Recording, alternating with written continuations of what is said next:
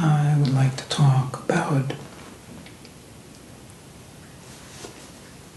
the necessity, if one is to become free,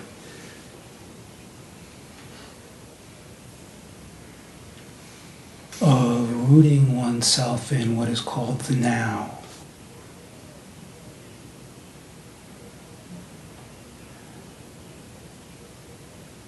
You know, what makes this seem so challenging is because of the busy nature of life for most.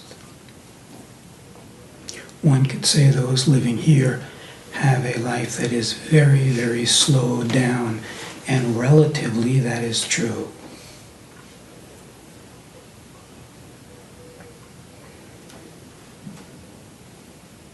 But the life must slow down enough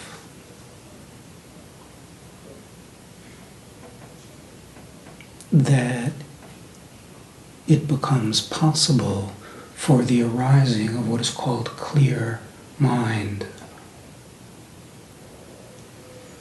Clear mind is pure awareness. It is also, when turned towards the play, it is called the witness.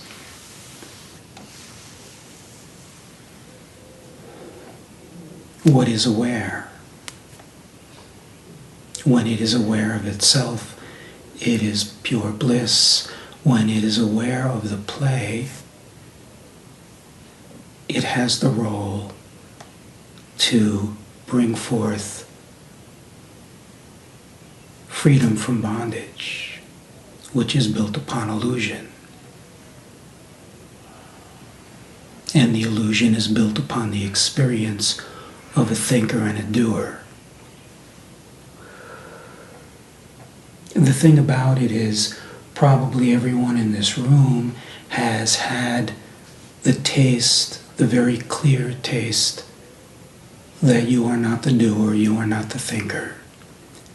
But it does not matter how many times that taste occurs. As soon as relationship with mental habiting returns, it moves into this immediate denial mode. If it is identified with, the relationship is the denial of what has been tasted, of what is known. And what happens most commonly is there is this conceptual framework, I know I'm not the doer, and yet the majority of the life is experienced contrary to that.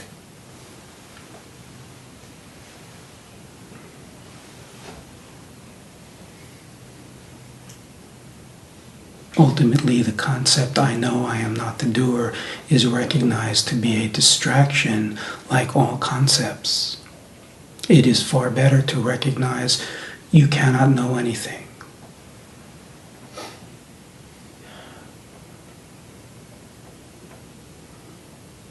But when the intention is around freedom, there is a readiness to slow down. It is not the ego's readiness. The ego is built on speed. Speed is the creation of the deception. This is why slowing down is vital to see through the illusion.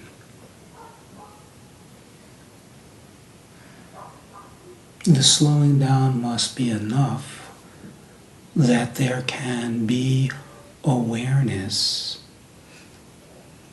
of what is going on. So what is meant by awareness of what is going on? The awareness of thought arising. When there is awareness of thought arising, it is completely obvious that you cannot find the thinker, that you cannot find someone.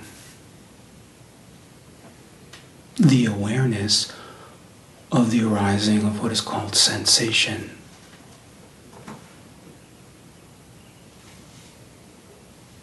When there is awareness of the arising of sensation, it is recognized to be phenomena that is grabbed by thought that then creates the experience of something concrete. But the thought too is just more phenomena.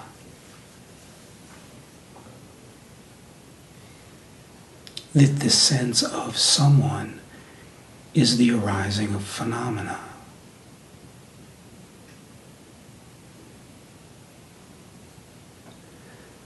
Most have tasted this at times of deep meditation. And then the life goes on, and it is held on to as a concept by someone who is experiencing themselves as the doer, the thinker.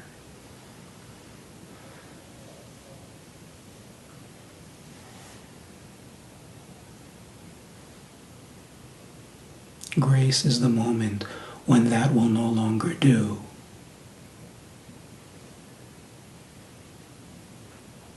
When there is the readiness to put it all on the table, that the taste has happened enough, that there is no longer the willingness to compromise based on some conditioned belief that has been recognized to be myth.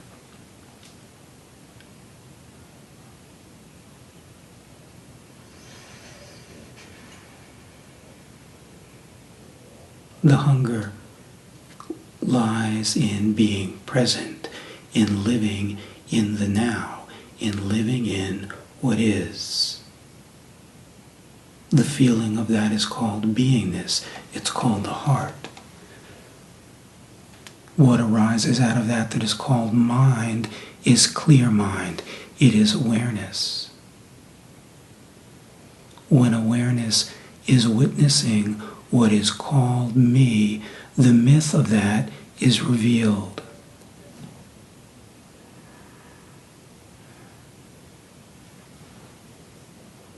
As soon in the beginning as there is any kind of subtle complexity in the play of the life, the taste is lost. In the beginning, it is possible to witness this when there is sitting still and there is the witnessing of thought slowing down enough. And then there are these gaps, and then there is clear mind in the gaps. But as soon as conversation or activity happens, and the phenomena is happening much more rapidly, it is lost.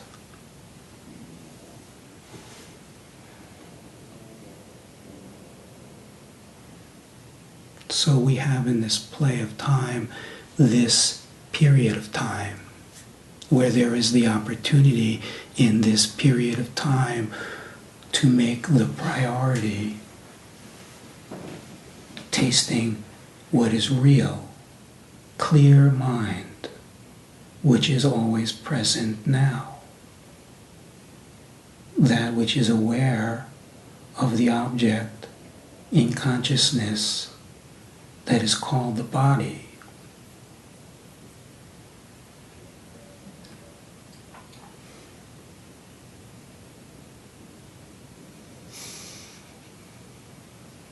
Possibility is to hold the humble intention to watch out of the eyes of eternity.